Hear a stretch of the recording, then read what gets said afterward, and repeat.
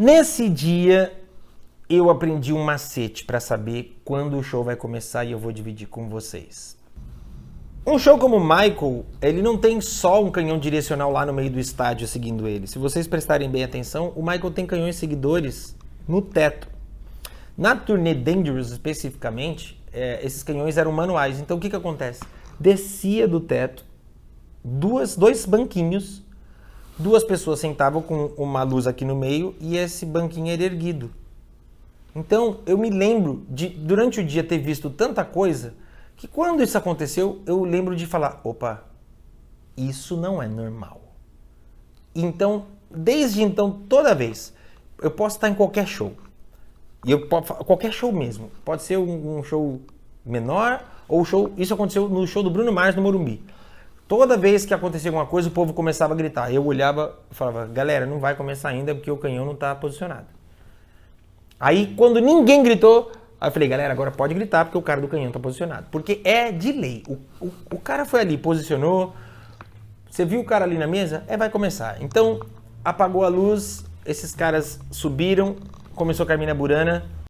Pessoal, tem uma coisa que eu queria muito ter aqui para mostrar para vocês, mas eu não encontrei. Eu não sei se eu guardei em algum lugar. Eu não sei se eu perdi na mudança de novo, mais alguma coisa. Mas é uma coisa que eu guardei por muitos anos com muito carinho, que é o seguinte.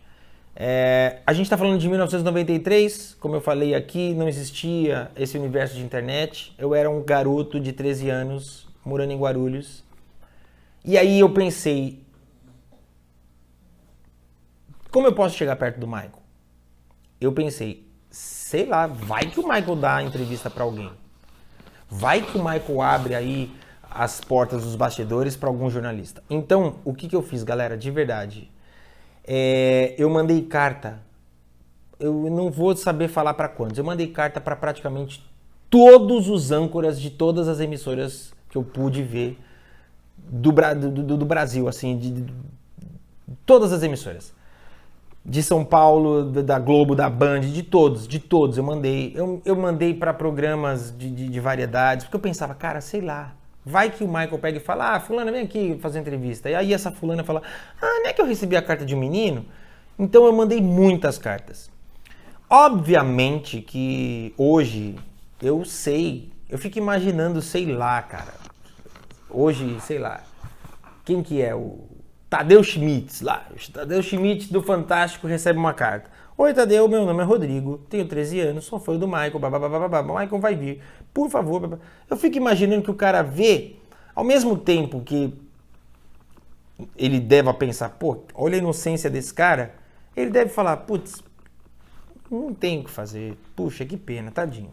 E guarda. E assim, como eu falei, eu mandei carta para muita gente. Mas eu tenho que falar aqui. Pouco tempo depois do Michael ir embora, eu recebi uma resposta do Carlos Nascimento num papel timbrado da Rede Globo. E ele foi de uma doçura que eu me lembro que ele respondia: Olá, Rodrigo, muito bom saber da sua história. Infelizmente eu sou apenas um âncora. Eu não tenho esse poder. Gostaria muito de poder te ajudar. Não tenho essas condições. Espero poder fazer uma grande cobertura para você ver muito do seu ídolo e vou ficar torcendo para que você encontre com ele. Eu achei... Quando você é criança e você recebe, você fala: Uau, o Carlos Nascimento respondeu.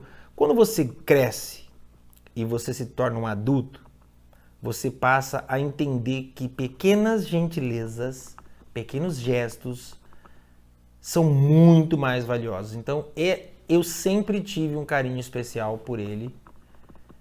Ele nem faz ideia que eu existo, ele não faz nem ideia. Eu não sei que dia inspirado ele estava para fazer uma carta-resposta para um garoto de 13 anos. Mas a verdade é que esse gesto foi muito legal e eu guardei por muitos anos isso como uma conduta, sabe? Por isso que eu falo que esses dias que eu vivi por conta do show do Michael me ensinaram muito.